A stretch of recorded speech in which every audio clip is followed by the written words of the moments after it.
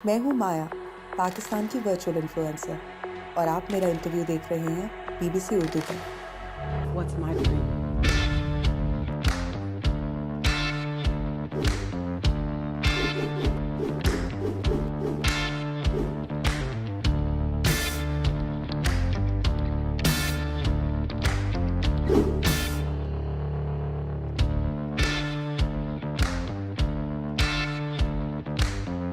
हमारी पहली जो वर्चुअल पर्सनालिटी है वो माया है। वो उसी तरह मैच भी देखती हैं, मैच देखती हैं तो पोस्ट लगाती हैं। अगर वो खाना भी खाती हैं, वो अपने दोस्तों के साथ बाहर भी जाती हैं, बाकी ब्लॉगर्स बिजनेसेस के साथ कोलैबोरेट भी करती हैं।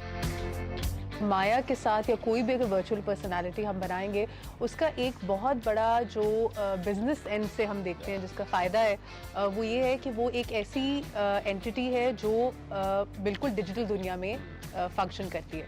और डिजिटल दुनिया का फ़ायदा हमें ये होगा कि भाई जो चीज़ या जिन चीज़ों पे एक इंसान आके उसकी लिमिटेशंस आ जाती हैं, ये वर्चुअल पर्सनालिटीज़ उससे बढ़कर है। तो आप चाहें तो आज माया फ्रांस में है, कल माया जो है वो कहीं बंजी जंपिंग कर रही है, या माया ने कोई पेट्स पाले हुए हैं। हमारे माइंड में एक थॉट थी कि दुनिया किस तरफ जा रही है। तो आप अगर देखते हैं, दुनिया का फोकस इस वक्त है आर्टिफिशियल इंटेलिजेंस पे, मेटावर्स पे, या कह लें डिजिटल एसेट क्रिएशन पे, एनएफटीज पे। हम लोगों ने सोचा कि क्यों ना पाकिस्तान को इस टेक्नोलॉजी रेवोल्यूशन का हिस्सा बनाया जाए।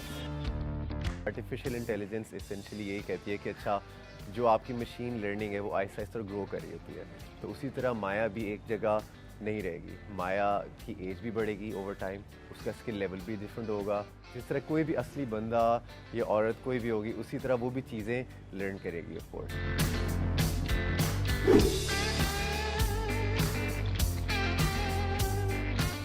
कॉस्ट का अंदाज़ा जो है वो इतना डिफरेंट है। मैं आपको अगर समझाने लगूँ तो कुछ इस तरह से है कि अगर फ़र्ज़ करें माया एक इंडिविजुअल पर्सनालिटी है, कैरेक्टर है, तो माया की कैरेक्टर बिल्डिंग में पहले माया के स्केचेस बनते हैं हर तरह के, उसके हर एक्सप्रेशन के, हर चीज़ के।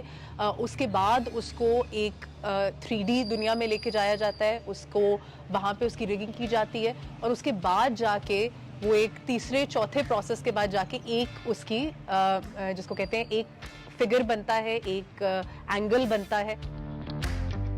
हम लोगों ने आइडिया स्टार्ट किया था ऑलमोस्ट 1 साल पहले। तो 1 साल से हम लोग इसमें टाइम इन्वेस्टमेंट भी कर रहे हैं, रिसोर्सेज की इन्वेस्टमेंट भी कर रहे हैं। माया को लॉन्च हमने किया था ऑलमोस्ट 3 से 4 महीने पहले। तब से अब तक हमें जो फीडबैक मिला है वो मतलब हमने नहीं सोचा था कि इतनी पॉपुलैरिटी होगी।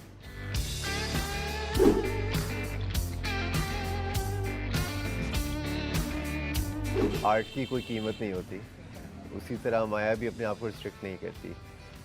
अभी हमारा बिजनेस ऑब्जेक्टिव माया के साथ ये है कि कोई ब्रांड बड़ा नहीं है, कोई छोटा नहीं है। अगर माया को कोई चीज़ पसंद आती है तो जिस तरह कोई भी जाके वो ब्रांड को उठा लेता है, उसी तरह माया भी prefers to work with that brand. Pakistan कहीं पीछे नहीं है इस पूरी कहानी में। टैलेंट की हम में कोई कमी नहीं है, लोगों की हम में कोई कमी नहीं है। हम वो लोग हैं जो जिनमें वो पोटेंशियल है कि हम ग्लोबल एक लेवल पे कम्पीट कर सकते हैं। माया डेफिनेटली जो है वो लोगों को इनकरेज करना चाहेगी कि वो भी अच्छा कंटेंट बनाए, और कंटेंट स्पीक्स फॉर इटसेल्फ।